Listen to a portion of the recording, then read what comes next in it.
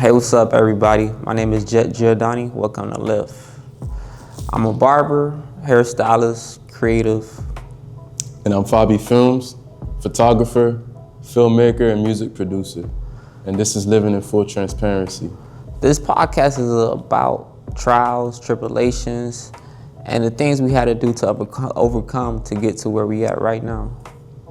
So 3 years ago, I lost my leg in a trucking accident. And I'm battling cancer. But listen, we still here. This space is for anyone who's fighting something right now, to be transparent and be open as possible. Welcome to L.I.F.T. So Jet. What's up, bro? My first question is, where did you grow up and what school did you attend? Grew up in Miami Gardens, neighborhood Scott Lake. Elementary, I attended Scott Lake Elementary, Parkway Middle, Jam Man. Then transferred to Ebenezer Christian Academy, that's in Little Haiti, and finished off at Norland. And from Norland, which is high school, ended up getting to an accident where it left me to be paralyzed, and I finished homeschool. Okay. How would your friends describe you growing up? Growing up, maybe a little bit reckless.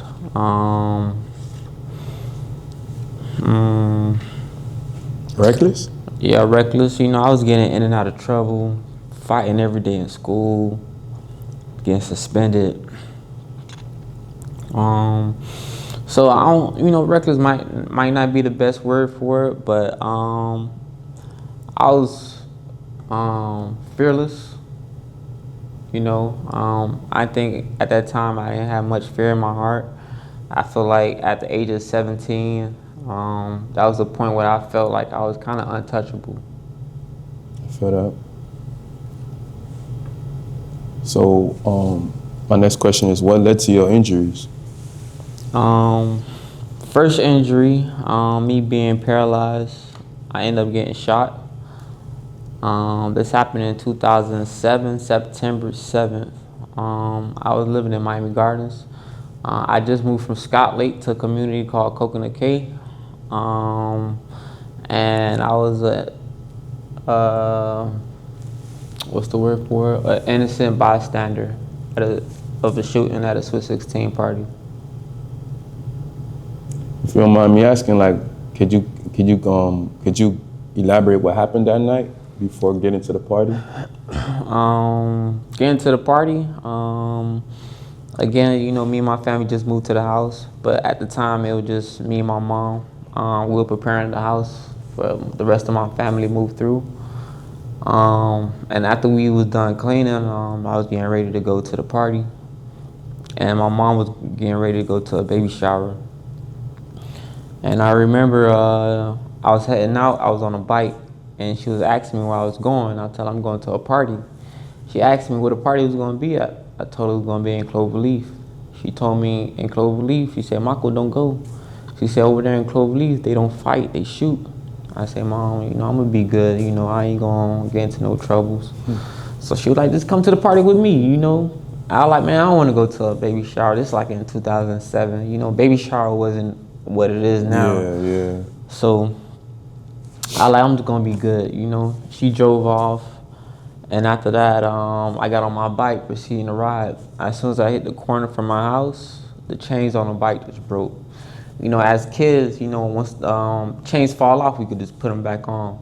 But they broke, so there was no way for me to put the chains back on the bike. They pop? They pop. Oh, okay. You feel me? So as they pop, I'm kind of debating, like, man, should I still go to this party? Is it a sign from God telling me to not go? And I was like, if I do stay home, I'm gonna be in the house, nobody there. My mom already drove off. Right. Nobody, I had no TV connection, no internet yet, no TV. So I was like, man, let me just go to this party and just, play it cool. Yeah, this is before we had like Instagram and all that stuff. So. Yeah, before Instagram. Facebook was the thing. Or I won't even say Facebook. It was kind of like the MySpace era dying out. Yeah, I remember that stage. So when you got to the party, what was the environment like? Like, what was in that, like, How was the atmosphere when you first pulled up to the party?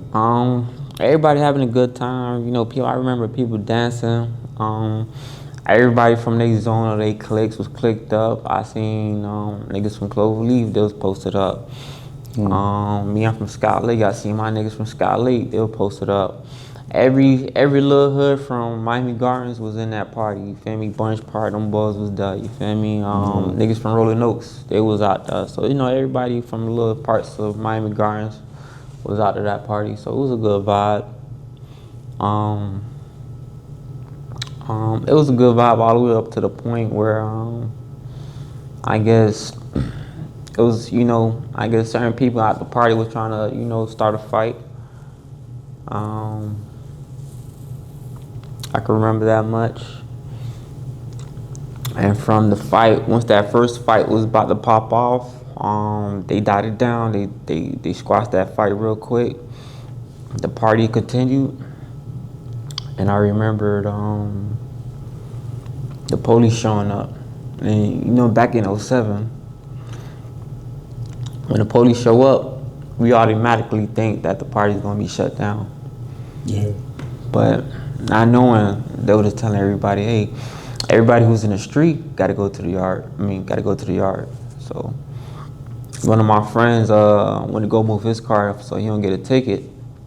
And I got probably a little cup of Henny in my hand, you know, drinking underage at the time. Of course. I looked to my left and I seen like a little commotion about to start versus two group of dudes. So I kind of, you know, I walk over there to see if, you know, it's one of my dogs about to fight. Once I get get closer to the situation, I see there's nobody from my camp fighting. There's niggas from Bunch Park, niggas from Scott Lake, niggas from Cloverleaf.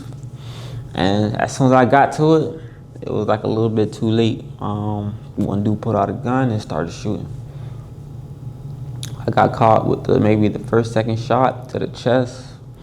I remember falling down to the ground instantly.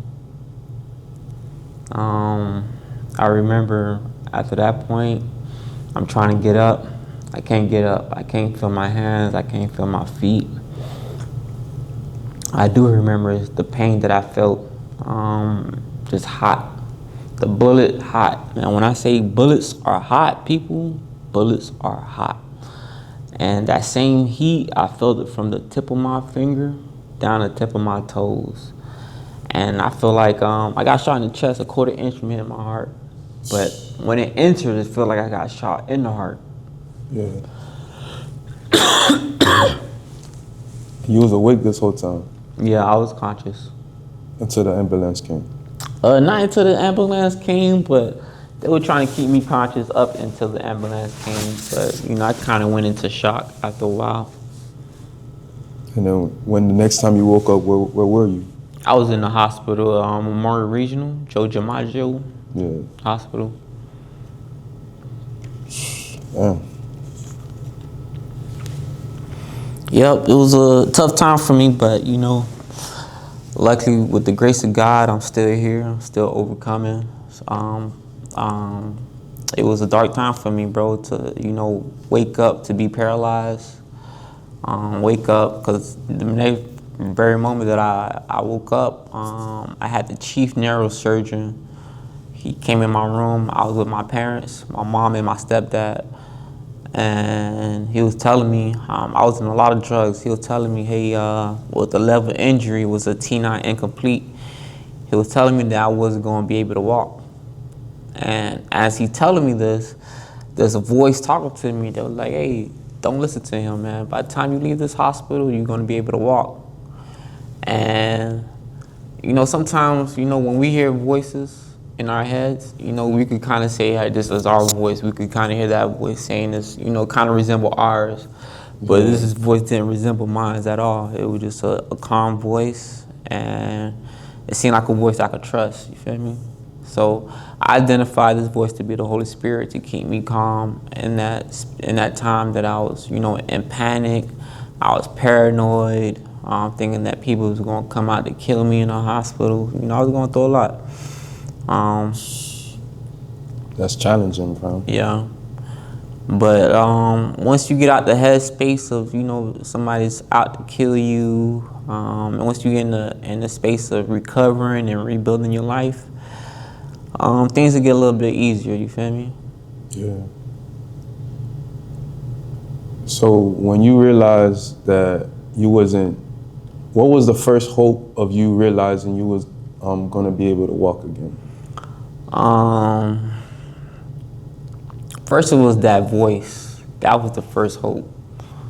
Just for somebody to tell me that I'm not going to be able to walk, and somebody just reply right after that, say, "Nah, don't listen to him. You're going to be able to walk." Yeah.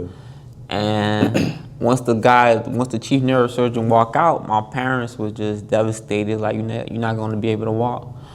And I told them I was going to be able to walk. They say, "How you know?" I said, "I heard a voice tell me that." So all I remember was they was telling me that once you paralyzed, you gotta reconnect your brain back into your nerves.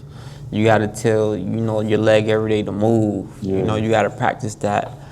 And I was just in my bed, and, you know, as I was recovering, trying to remember to move my leg. You feel me? Then one day it twitched. You know, I told my mom, look, I can move my leg. She said, "You can't move your leg." I said, "Watch." Moved it. She was like, "Okay." Yeah. You know, that was the hope right there. That first movement was the hope right there that I was going to be able to walk again. So I know your mom was devastated when she found out, but knowing that she told you not to go to that party, what did she say afterwards? Boy, she remind me every time. She say, "If you would have listened to me, I told you. Uba jump to that moon." You know how Zoe be like, you don't listen to me, you know. But you know, it stuck with me at the time that, you know, sometimes parents knows best. You know, maybe we might not know the danger that this world have for us, but our parents who've been here longer enough could, you know what's best for you. You feel me? So when that saying, "parents knows best," I feel like that kind of applied to me. Did they ever find a shooter?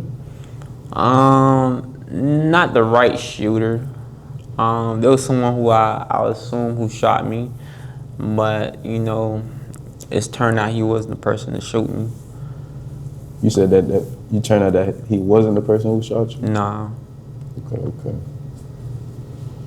Shoot. This left any scarring to your body or any damages? I mean, of course, but like, what were the challenges that came with that is what I'm trying to say. Left me with a collapsed lung. Left me to be paralyzed.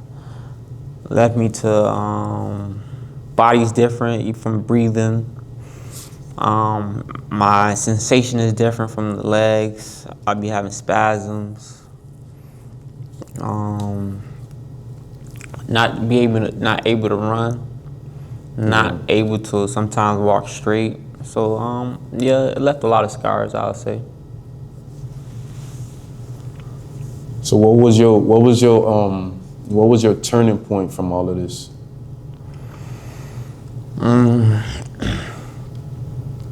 I think my turning point was a moment where I was getting SSI and I was still recovering. And I was telling myself, this is going to be my life. Like, you know, and I'm going to just live off Social Security. And this is what I want for myself. But I knew I wanted more. You feel me? I knew that I wanted a lifestyle. I wanted the lifestyle that I wanted to live. I wanted a car. And from thinking about the lifestyle I wanted to live, I decided creating a plan for myself.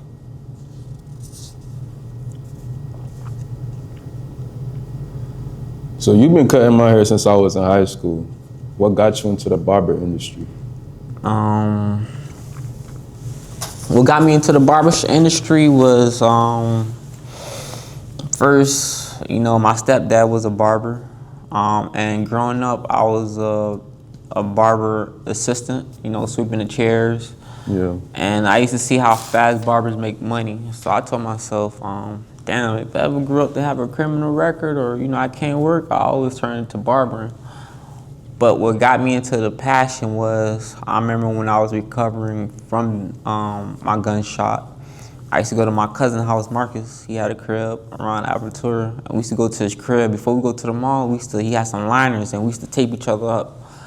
And one day, I came up to him. I'm like, man, I think I'm gonna go to school to be a barber. And he had the same idea. Like, yo, I was thinking about doing the same thing. And we both went to barber school. He just went to a different school than I, but we started around the same time.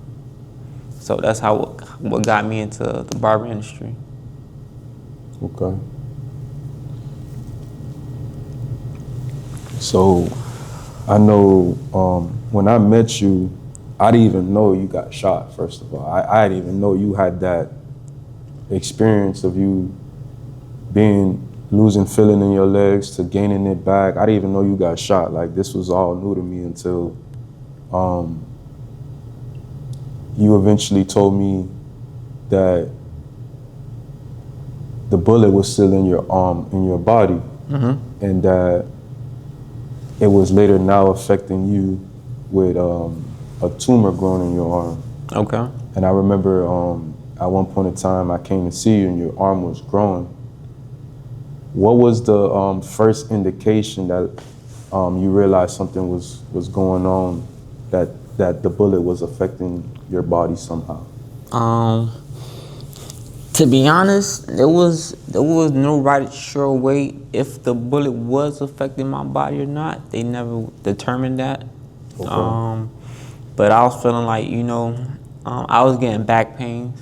I got the bullet in my back, and it was nice where, my back, I'm coming home from work and my back is real sore, but I'm thinking it's work related. I'm just, overworking, wear and tear, a lot of burnout. Yeah.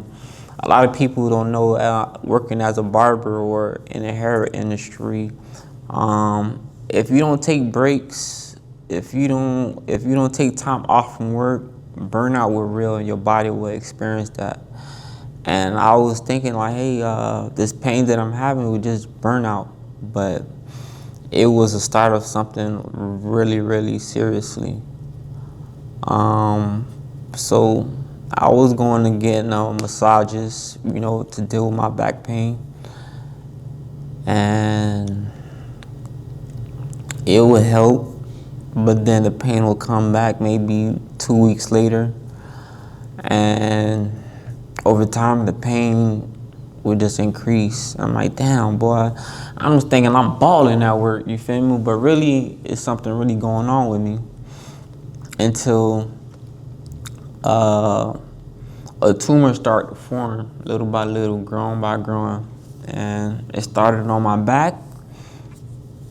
Then another one grew under my arm, under my armpit. So you heard it first. Get exclusive access on what really went down. As a man, we tend to struggle about admitting we're hurt. Do you feel like less of a man during your trial? Like, even with the paralyzation, losing feeling in your legs and to where you was at with the tumor? Yeah, to a certain extent, but again, I try not to let that affect my mind, you feel me? Because I feel like with my situation, it makes me more than a man to survive what I survived, you feel me? Not too many people could go through what I went through and make it out, or make it out still standing, still walking with his head held high, you feel me? Yeah.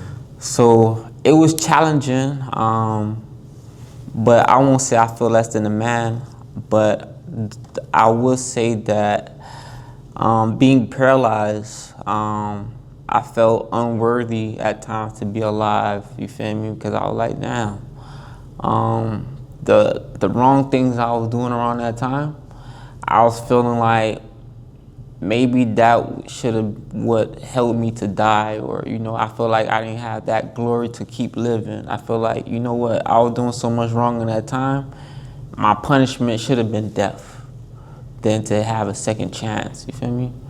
But, God saw another version of me that I didn't see, you feel me?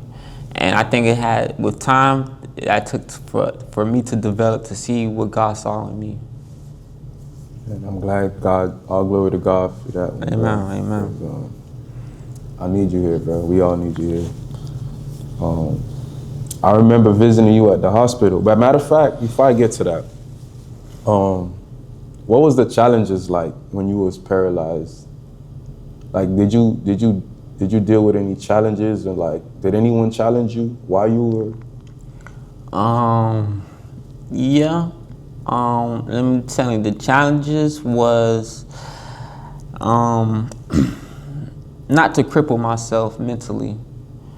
As in, I was in a situation where I can't stand, I can't walk, and for certain people, their disability can paralyze them.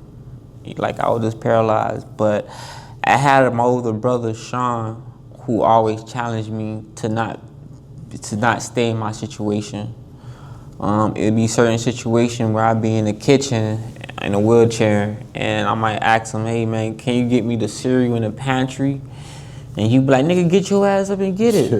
You feel me? He like, so even if I want to go see a girl, he'll tell me, "If you want me to go take you to see this girl, walk up the stairs."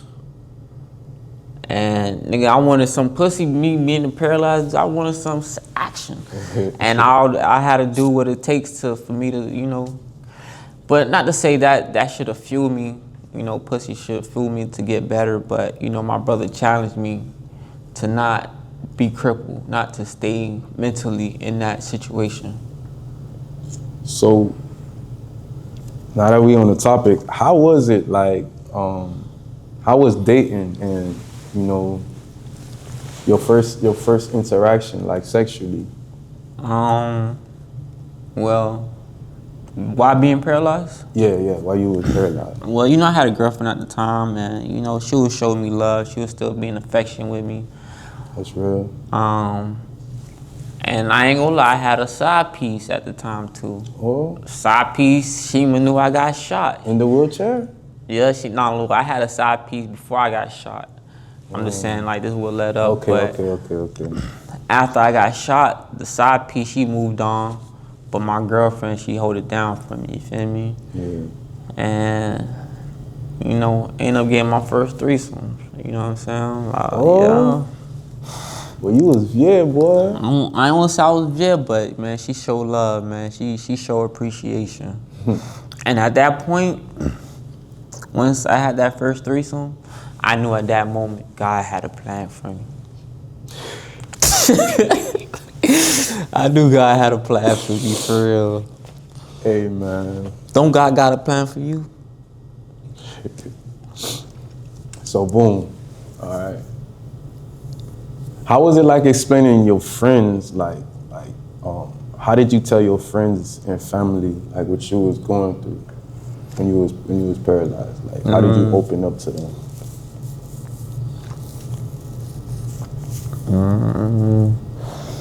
Well, this was probably an early time, so social media wasn't right. as So frequent. I can say at that time,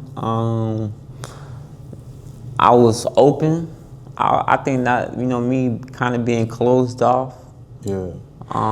Especially for my friends at that time, my old friends. But once I met some new friends within that community, they really showed love because nothing against my old friends and nothing like that, but most of them didn't have cars or the transportation to come visit me when they wanted to. But the new friends who lived in my community, man, they'll take me out in a wheelchair, they'll push me around, nigga, we'll be at the mall. I remember there was a spot called Hip Hop Grub Spot. It was off 441. Nigga, they done pushed me to the club, to the teen club. Nigga, we was vibing. I remember one night my mom came to the teen club. Michael, she should have went to the DJ booth. Where are you? Did you see my son? I was like, oh Lord. I ain't gonna lie, that's a different experience. It's a different experience, different time, boy. Jeez, but that's love though. Come on, boy. I remember my mom called me. She like, where are you? I said, I'm at a party. She said, boy, you on some fucking party? I was like, damn. OG ain't play about me when I was paralyzed, boy. She was overprotective. Shout out to them overprotective parents. For real though. How long were you paralyzed before you realized you got your that you was able to walk again? I say I was paralyzed 2 to 3 years. For 2 to 3 years? Yeah. 2 to 3 years, bro. That's crazy. No, most people don't get their sensitivity back, bro. Yeah. Trust me, man. I remember when I was in physical therapy, there was a dude who got shot in the year of 1990. That's the same year I was born. 17 years later, he just starting to feel sensation, just started to move his legs. And that's 17 years later from after he getting shot. So for me to experience all of that with that little bit of time, I feel grateful. Yeah. Bro, that's a blessing, fam. Definitely is.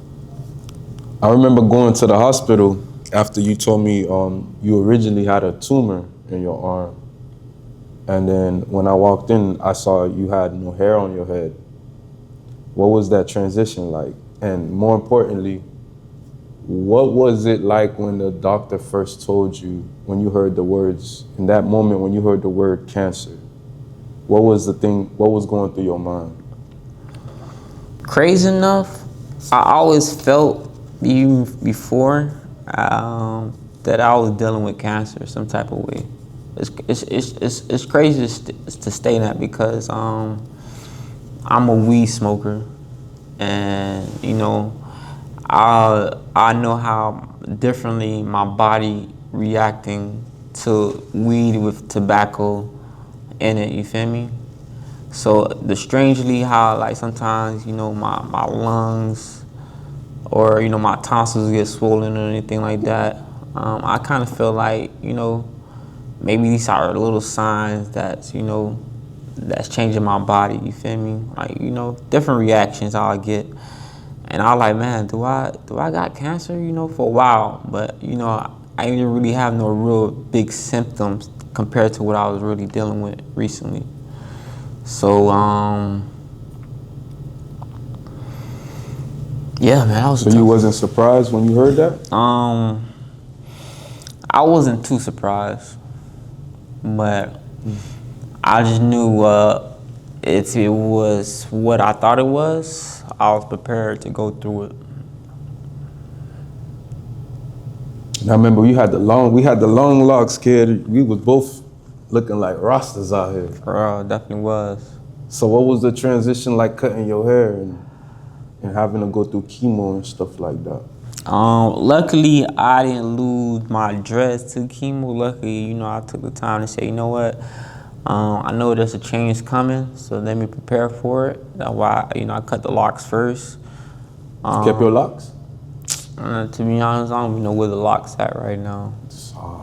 I threw mine away too. If you somewhere out there, you got my locks, I want my shit back, man. I'm just joking. But the transition was, I'm a good looking nigga. I'm gonna look good with every hairstyle I choose, you feel me? So yeah.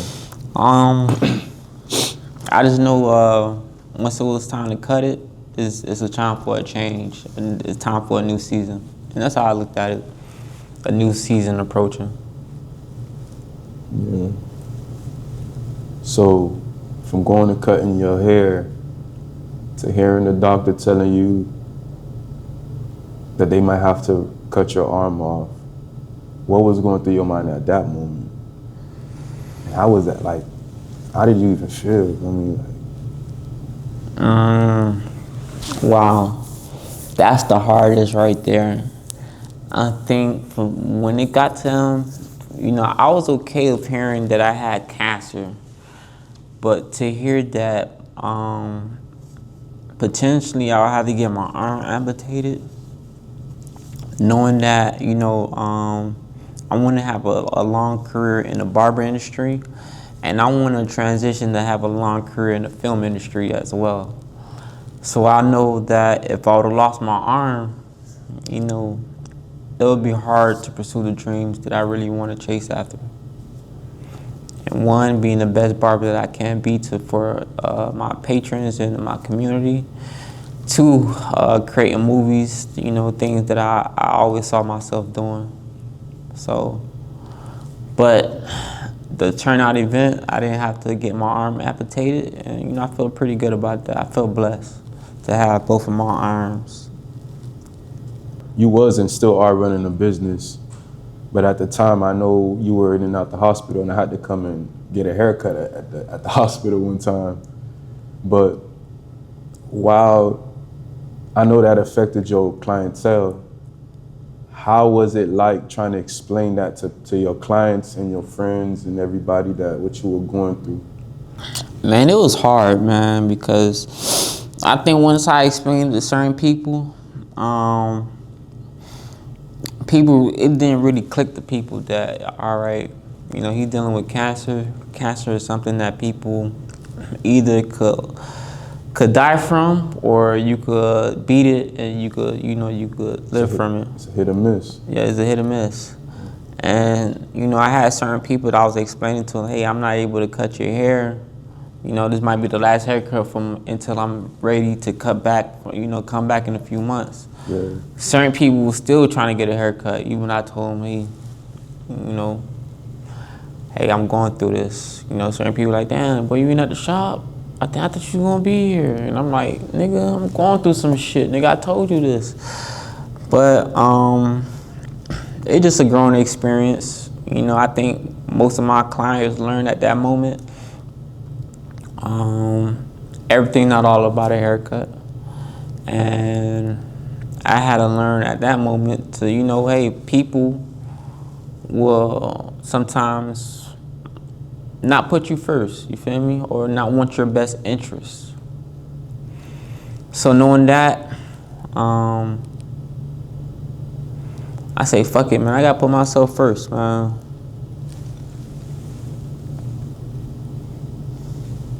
Did you ever feel like your identity was being taken away from you? Up to the point of me going bald. Once I lost my eyebrows, nigga, I ain't gonna say I ain't know who I was anymore. But looking in the mirror was kind of difficult.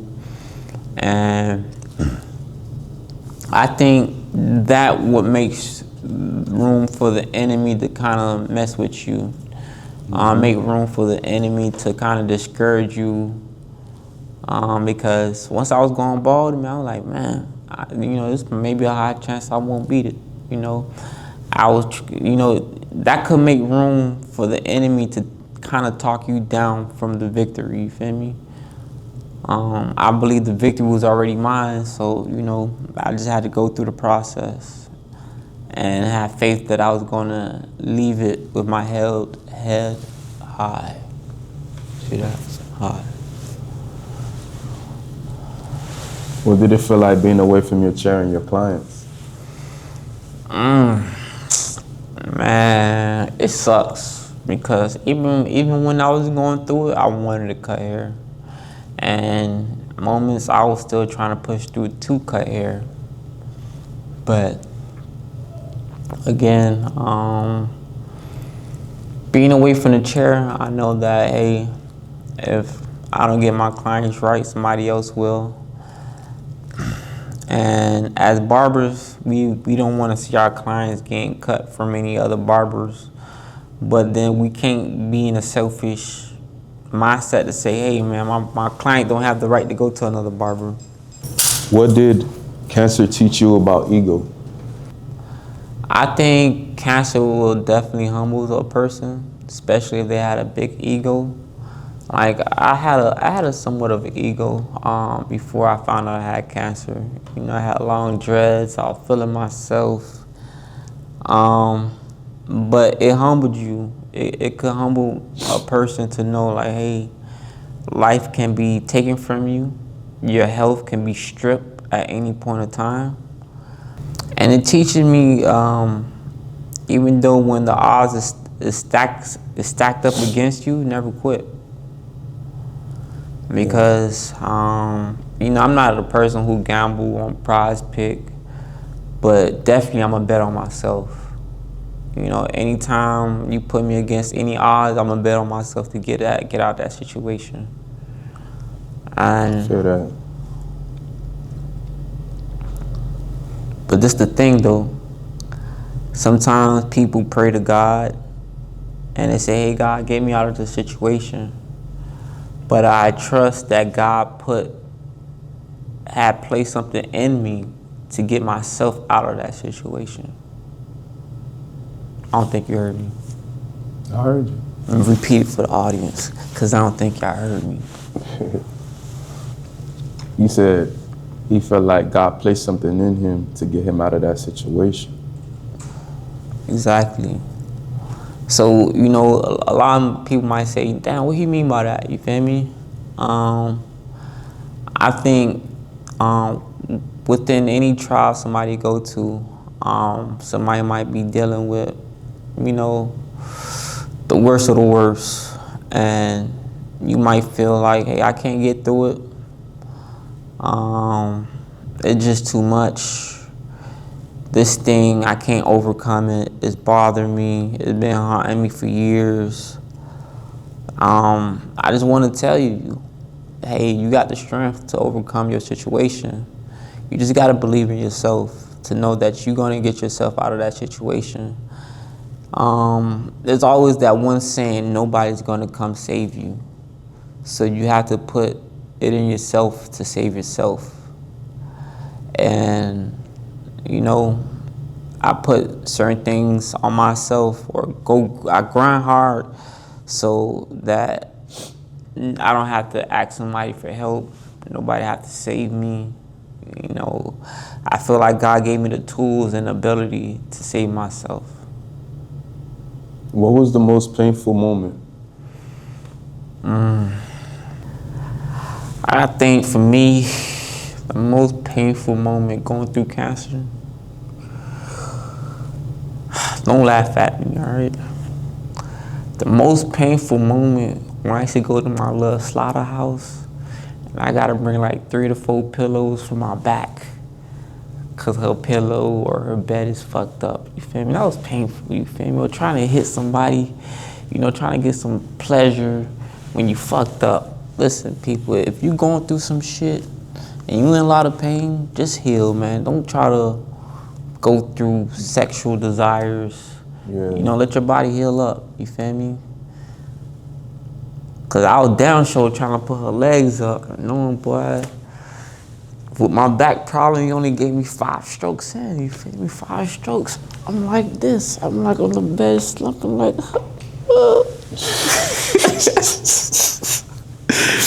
God. yeah, but I ain't got that problem no more, man. I ain't got that problem no more. So I'm guessing pain unlocked a new version of you. Unlock a new version of me, most definitely. If you had one word to describe your lowest moment, no matter of fact, if you had one word to describe your comeback. Can it be 2 words? Yeah. Resilient and consistent. Resilient is, I say resilient because no matter how much pain I was going through, even while I was going through cancer and while I was dealing with a lot of pain, I wanted to push through and still cut hair. You feel me?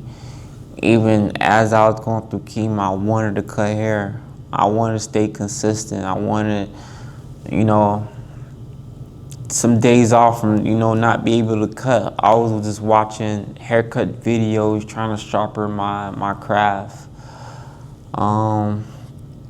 So for me to come back, it's just not giving up and not stopping, not taking any breaks, just pushing through and fighting through. You feel me? Who or what inspired you? I inspire myself. Reason why I say I inspire myself, sometimes we could look other else for inspiration, but I gotta look to where I overcome. And the things that I overcome in my past inspired me to continue. So shit, I inspired myself. The experience you've been through. Yeah. And my last final question, because you know this podcast isn't just for content, it's for impact. For anybody who's going through anything out there in the world, what would you tell somebody who's battling something or probably going through the same thing that you're going through right now? All right. This could be for somebody that dealing with a disability, might be dealing with any troubles. Never be afraid to reinvent yourself. Never be afraid to take control of your destiny, take control of your life. And never be afraid to write down what you want. Never be afraid to write down the life that you want and fulfill it. And this is what I mean. Sometimes we might, all our life might be living some way, less fortunate, for example. And I may be able to say, you know what, I may not have shit, I'll never have shit, you know, just because I ain't never had nothing. But if I put in my mind, this is what I want out of life, this how I'm gonna go get it, you feel me?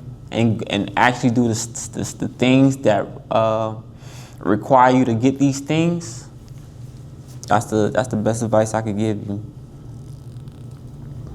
All right, well, you heard it first. This is L.I.F.T, the podcast. I'm with an unstoppable human being right here, Jet. And my name is Fabi Films, and we out.